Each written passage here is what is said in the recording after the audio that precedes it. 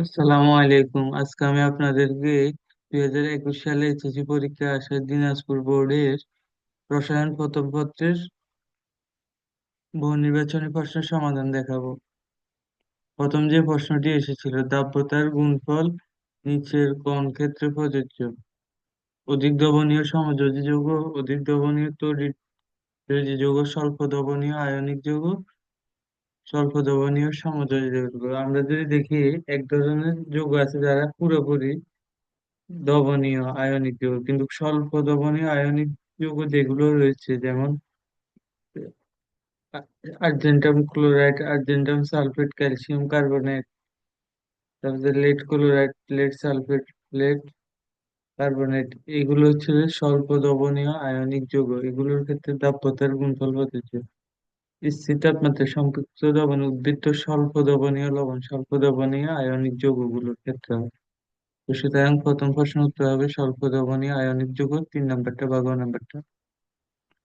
Vinegar 6 থেকে 10% acetic acid খাদ্য সংরক্ষক হিসেবে ব্যবহৃত হয়। শক্তিশালী অ্যাসিড, শক্তিশালী অ্যাসিড না, 1 ও 2। কারণ ভিনেগার হচ্ছে যে দুর্বল অ্যাসিড, কারণ ইথানোয়িক অ্যাসিড দুর্বল অ্যাসিড। 6 থেকে 10% অ্যাসিটিক অ্যাসিড আর হচ্ছে খাদ্য সংরক্ষণ হিসেবে ব্যবহৃত হয়, সংরক্ষক হিসেবে। 1 ও 2 এখানকার আনসার। পরবর্তী প্রশ্ন, পোলারায়ন নির্ভর করে কিসের উপর? পোলারায়ন নির্ভর করে ক্যাটায়নের আকারের উপর, অ্যানায়নের আকারের উপর, ক্যাটায়ন ও অ্যানায়নের চার্জের উপর, ডি ও এফ অরবিটালে ইলেকট্রনের উপস্থিতির উপর। সুতরাং এখানে হবে উত্তর 1, 2, 3, তিনটি। ইলেকট্রোম্যাগনেটিক বর্ণালীতে নিচের কোনটির তরঙ্গ দৈর্ঘ্য দীর্ঘ? UV, TV, X ray, IR. আমরা যদি ক্রমান্বয়ে দেখি, এক্স রে, আইআর, তাহলে টিভি, ইউভি। আমরা যদি সবচাইতে বেশি প্রণালী বড় কাজ দেখি, তাহলে আমরা দেখি যে টিভির ক্ষেত্রে সবচাইতে তরঙ্গ দৈর্ঘ্য বড়।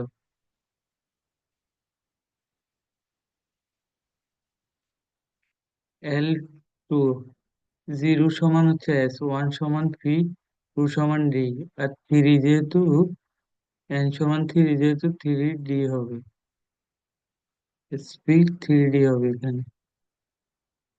গ নাম্বারটা, 3 নম্বরটা। হাইড্রোসিডের তীব্রতা নির্ভর করে কোনটির উপর? হাইড্রোসিডের তীব্রতা নির্ভর করে কোনটির উপর? অ্যানায়নের আকারের উপর। নিচের কোনটি লক্ষ্য নিচের বহুমুখী বিক্রিয়াটি লক্ষ্য করো এবং 7 ও 8 নং প্রশ্নের উত্তর দাও।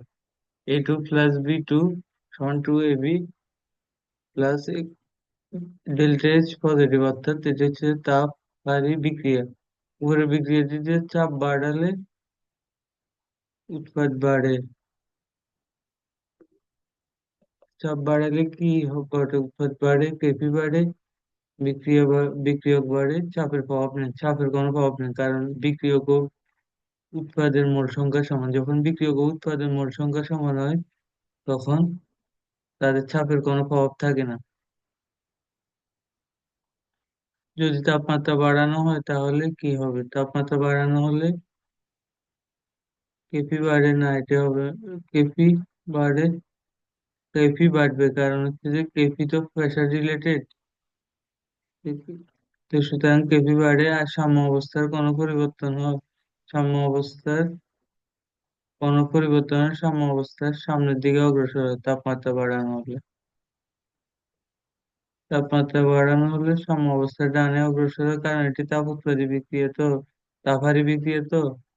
তো সুতরাং যদি আমি তাপমাত্রা বাড়াইতে থাকি, উৎপাদ বাড়বে। উৎপাদ বাড়বে যে ওই কারণে কেপি বাড়বে, আর হচ্ছে সাম্য অবস্থা সামনের দিকে অগ্রসর হবে। সুতরাং এখানে উত্তর হবে 1 ও 3।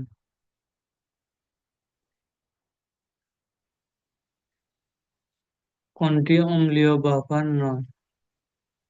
আমরা যদি এখানে দেখি, অম্লীয় বাফারের ক্ষেত্রে আছে অ্যাসিটিক অ্যাসিড, এটি অম্লীয় বাফ। কার্বনেট অ্যাসিড, এটিও অম্লীয় বাফ। কার্বনেট SCO3 মাইনাস, আর এটা হচ্ছে যে ফসফরিক অ্যাসিড, হাইড্রোজেন সালফাইড, এই দুটো হচ্ছে যে অম্লীয় বাফার নয়, এগুলো হচ্ছে যে অম্লীয় বাফার। ক নম্বর আর খ নম্বর। আর হচ্ছে যে 4 নম্বরটা, এটা অম্লীয় বাফার, এটা অ্যাসিড, এটা phosphoric acid, hydrogen sulphide acid. কিন্তু গ নাম্বার এটা দিয়ে অম্লীয় বাফার না। তো সুতরাং এখানে অ্যান্সার হবে গ নাম্বারটা, 3 নাম্বারটা। NH3 BF3 বন্ধনগুলোতে কোনটি বর্তমান? যে বন্ধনগুলো বর্তমান, আমরা যদি দেখি এই বন্ধনগুলোর মধ্যে আমরা সন্নিবেশ বন্ধন দেখতে পারি, সমযোজী বন্ধন দেখতে পারি, এবং শুধু আয়নিক বন্ধনের অনুপস্থিতি দেখতে পারি। তো সুতরাং এখানে উত্তর হবে 2 ও 3। ভিনেগার সংশ্লিষ্ট তথ্যসমূহ হলো pH 4.74, ব্যাকটেরিয়া বৃদ্ধিতে বাধা দেয়, পিকলিং প্রক্রিয়ায় সবজি সংরক্ষণ সম্ভব, প্রোটিনের বিয়োজন সহজ করে। সুতরাং এখানে উত্তর হবে 1, 2, 3, তিনটি। কারণ ব্যাকটেরিয়া বৃদ্ধিতে বাধা 4.74 থাকে, আর পিকলিং আচার তৈরিতে সংরক্ষণ হয়, আর হচ্ছে প্রোটিন বিয়োজনে সহজ করে। 1, 2, 3। 1% সোডিয়াম হাইড্রোক্সাইড দ্রবণের পিএইচ কত?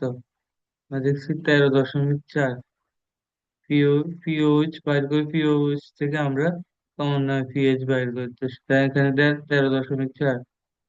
নিচের কোন ধনাত্মক আয়নটি ঋণাত্মক আয়নের পুনরায়ন ঘটাতে পারে?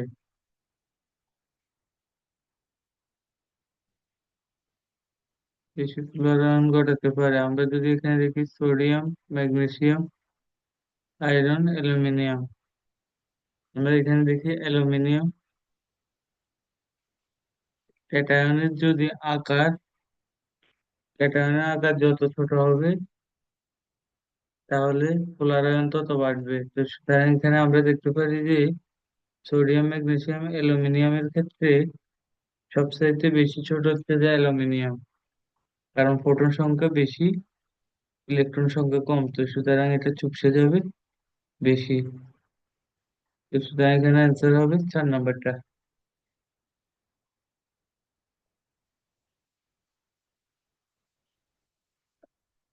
আর আয়রন হবে না, কারণ আয়রন একটু নিচের সারিতে অবস্থিত, ওই কারণে নিচের পর্যায়ে অবস্থিত, ওই কারণে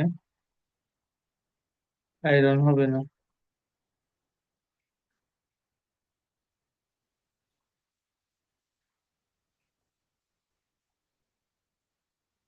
14 নম্বর হচ্ছে sp3 সংকরণ কিসে দেখা যায়?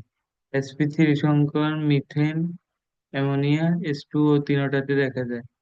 H2 হচ্ছে 104.5 ডিগ্রি, আর এখানে 120 ডিগ্রি হয় মিথেনের, আর হচ্ছে যে অ্যামোনিয়ামের 109.5 ডিগ্রি হয়। 1, 2, 3 তিনটাতে sp3 সংকরণ দেখা যায়। নিচের কোনটি হাইড্রোজেন সালফাইডের অনুবন্ধী অম্ল? অম্ল হচ্ছে যে হাইড্রোজেন ত্যাগ করে, আর অনুবন্ধী অম্ল অপরটা করে, মানে হাইড্রোজেন গ্রহণ করে। আর হচ্ছে যে অনুবন্ধী ক্ষার হচ্ছে যে হাইড্রোজেন ত্যাগ করে, শুধু ক্ষার হাইড্রোজেন ত্যাগ করে,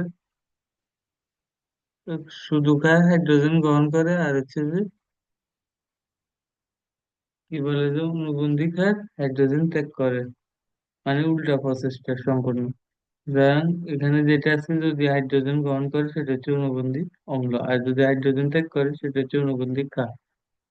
সুতরাং এখানে হবে যে অনুবন্ধী অম্ল কোনটি? H2SO4, 4 নাম্বারটা। নিচের কোন পদ্ধতি তাপ উৎপাদী? বন্ধন বিভাজন দিতে হলে আমার তাপ দিলে ওই তাপটা শোষিত হয়ে বন্ধন গুলো ভাঙবে, তো সুতরাং এটা তাপারি বিক্রিয়া। বাষ্পীভবন হচ্ছে যে আমার তরল থেকে বাষ্পে রূপান্তর হবে, তখন আমি তাপ দিব, তাপটা গ্রহণ করি, তরলটা বাষ্প হবে, তো সুতরাং এটাও তাপারি প্রক্রিয়া। প্রথমটাও তাপারি প্রক্রিয়া, খ নাম্বারটাও তাপারি প্রক্রিয়া। আর গলন, আমি যদি একটা বরফ রাখি, যে বরফটা এনভায়রনমেন্টাল যে টেম্পারেচারটা আছে ওইটা টেক করি, ওইটা লিকুইডে অর্থাৎ তরলে পরিণত হবে। তো সুতরাং হ, গ, গ তিনটি হচ্ছে তাপারি প্রক্রিয়া। ঘনীভবন হচ্ছে যে আমার তরল থেকে কঠিনে করতে হবে, তো সুতরাং এটি হচ্ছে তাপ উৎপাদী প্রক্রিয়া। ক নাম্বারটা। অনুঘটক বিক্রিয়ার গতি বাড়ায়, হ্যাঁ। বিক্রিয়ার গতি কমায়, দ্রুততার সাম্য অবস্থায় নিয়ে আসে, হ্যাঁ। 1, 2, 3 তিনটি এখানে সঠিক উত্তর। 1% হাইড্রোক্লোরিক অ্যাসিডের পিএইচ কত? 1% হাইড্রোক্লোরিক অ্যাসিডে আমরা যদি ঘনমাত্রা বাইর করি তাহলে 0.274, তো সুতরাং এটা হবে 0.56। ক নাম্বারটা 18 নম্বর। নিচের কোন অরবিটালটি সম্ভব? আমরা জানি যে 1 3 অসম্ভব, কারণ শুধু 1 s সম্ভব। কারণটা হচ্ছে n সমান 1 হলে l সমান শুধু 0 হতে পারে। আর পরে হচ্ছে যে n সমান 4 হলে l সমান 0 1 2 3 তিনটি হতে পারে। কারণ 4s শুধু এটি সম্ভব, আর 3f এর ক্ষেত্রে শুধু 3s p d সম্ভব, আর 2 এর ক্ষেত্রে 2s আর p সম্ভব।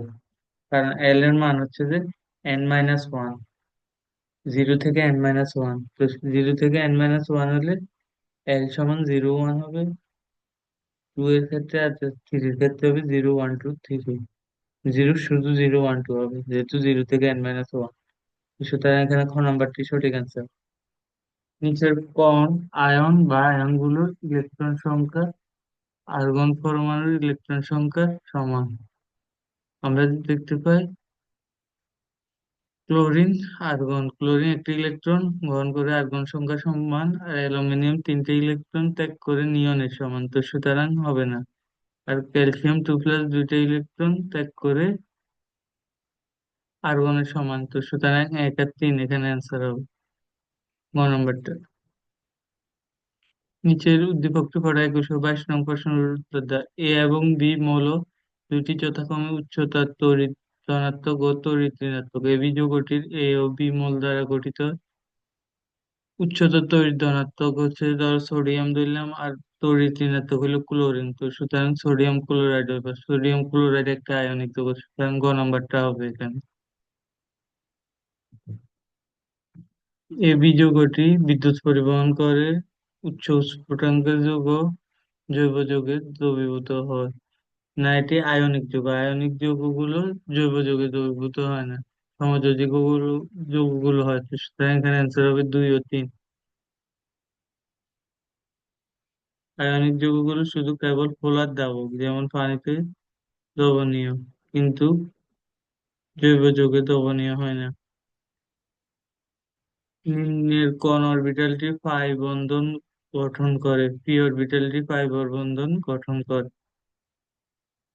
নিচের কোনটি তড়িৎ ঋণাত্মকতা সবচেয়ে কম? হিলিয়ামে তো তড়িৎ ঋণাত্মকতা নাই নেই, কারণ এটা 0। আর হচ্ছে যে কার্বনে হচ্ছে যে তোমার 2.5, অক্সিজেনের 3.5, আর ক্লোরিনের সর্বোচ্চ, ক্লোরিনের 4। এখানে চাইছে সর্বনিম্নটা, তো সুতরাং এখানে হবে হিলিয়াম। একটা কথা বলে রাখা ভালো, নিষ্ক্রিয় মৌলগুলো অর্থাৎ গ্রুপ 18 মৌলগুলোর তড়িৎ ঋণাত্মকতা 0। তাদের তড়িৎ ঋণাত্মকতা সবসময় সময় কম হবে। নিচের কোন লবণটি পানিতে দ্রবীভূত হয়?